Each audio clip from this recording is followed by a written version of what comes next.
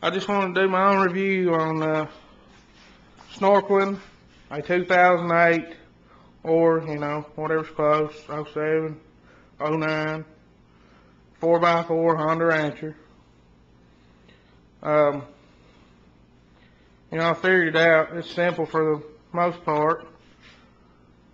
I looked on YouTube a few times. There's a couple videos on it, but nothing really in depth. I'm gonna do maybe a couple sections, 3 sections. I ain't sure just yet. Just whatever it comes out to be. Step by step on how to do it. I'll just go ahead and get into it and show you what I've did so far. I've stripped all my plastic off. It ain't no big deal. You got a couple push buttons. If you'll just slide the middle out of them, they slide right out real easy. A few Allen wrenches. Your toolkit actually comes with the Allen wrench to do it. I didn't use it, but it's there if you need it, if you ain't got one. First thing I did, I've already did a couple things. Kind of starting my video late, but anyway. I went ahead and took out the factory snorkel. It's right here. I went ahead and undid the pipe clamp that hooks it into the box and slid it out of the box. I went ahead and took the little push pin out, pulled it out. Okay, you got 4 vacuum lines, or not so much vacuum lines, but vent tubes that come up by your snorkel. And 2 of those come from the back, 2 of them come from the front. One's for the front stump, one's for, I think, the radiator vent tube, possibly. The other 2 come from the back, your rear drum, and your rear stump. What you want to do is get those out of the water. They're up with your factory snorkel, so they're up pretty high, but when you take them on out, or if you're going to put a snorkel on one, you might as well take them on out.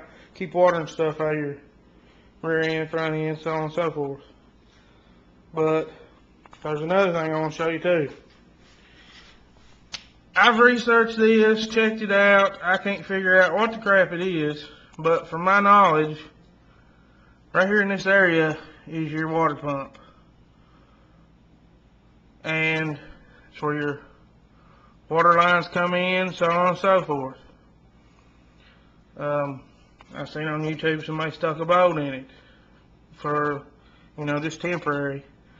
But either way, I wasn't sure about that, so I didn't want to do something like that. So, what I did was I work at Advanced, so I got me some line, some vacuum tube.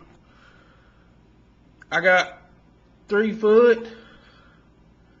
It's a fuzz shorter than my line, the rest of my tubes when I pulled them out, but it's still close. Maybe, 4 foot would be better and cut a little off if you had to. But what I did was, went ahead and took the little short tube off. It's usually got a tube that goes from here just down to the bottom of the frame. That's it. I went ahead and did that 3 footer and took the little factory clamp off and put actual good, little nice pipe clamp, tightened up real good tight. I think it was a 5/16 possibly. Can't remember, but it's 5/16 or 8, somewhere out there real close. I just went ahead and routed it up by the fuel pump, and you can kind of see it back here in the background. Let me get my finger in here where you can see. Right in here. You can kind of see it right there. And then I routed it on up with everything else. The 2 vent lines, I keep wanting to call them vacuum lines. The 2 vent lines that come from the front, you don't have to extend those. They're long enough to go back up front, because they're made to come all the way back here to the middle.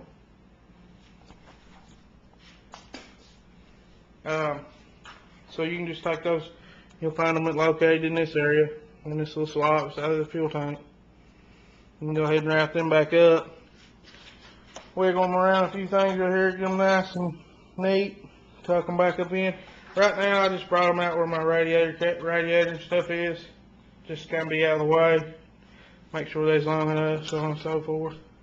Now here's my big one from the bottom that I was talking about. But the two that come from the back are short.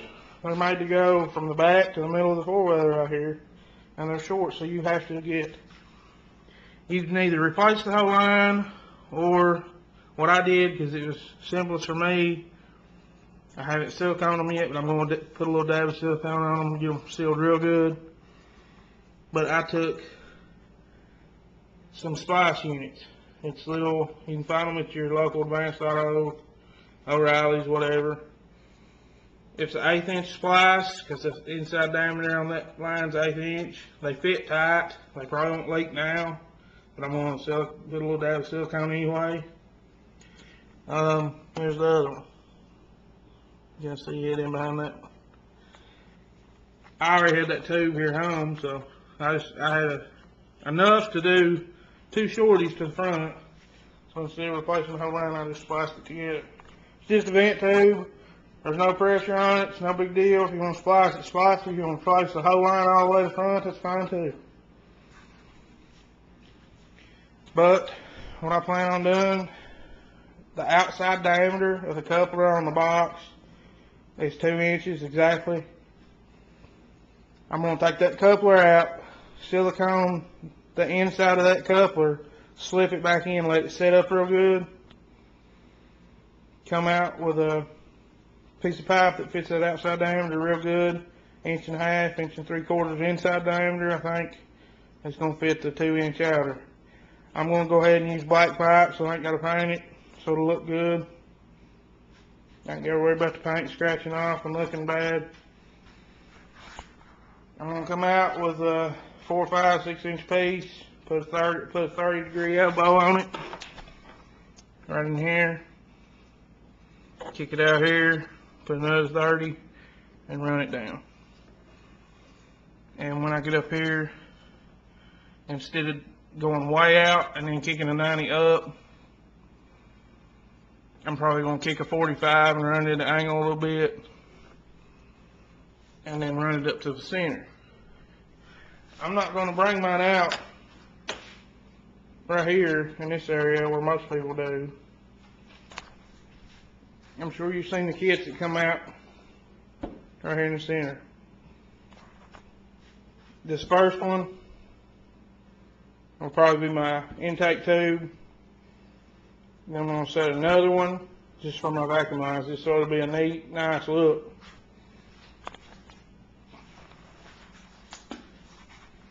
And I'm going to take those vacuum lines. The bad part about the whole deal is you got to cut holes in your four-wheeler, but it's part of it. I'd rather cut a couple holes in the top of my fender than suck water in my engine in a big mud hole somewhere. So I'm going to kick out. I'm going to use a couple of adapters right here, threaded with a lock nut, so it's nice and snug right here. Snugs down real tight, won't flop around, so on and so forth. I'm going to kick a 90 to where it'll run straight back with my handlebars. I think it'll look a little better than running it straight up, because I live in a real heavy wooded area, and if I gotta go through the trees and stuff, I don't want my snorkels getting tore off. So I'm gonna keep it tight with my handlebars, and then kick some 45s at the top to angle it back towards me. I think it'll come out looking pretty good. There's a few starter tricks to get started on the whole ordeal, and I'll make a video as I'm putting it together, hopefully. If not, I'll show the finished product and give you step-by-step measurements on everything I used. When I first got the four-wheeler, I put dielectric grease on everything.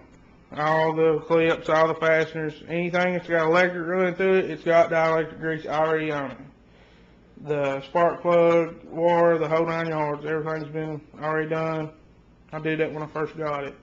That's another big thing about snorkeling one out. If you're going to snorkel one to go through water, you want your electric components to be sealed tight too. So, you know, don't cheat your way out. Don't just stick a hose on it and think you're good to go and swamp it, because it's not going to work.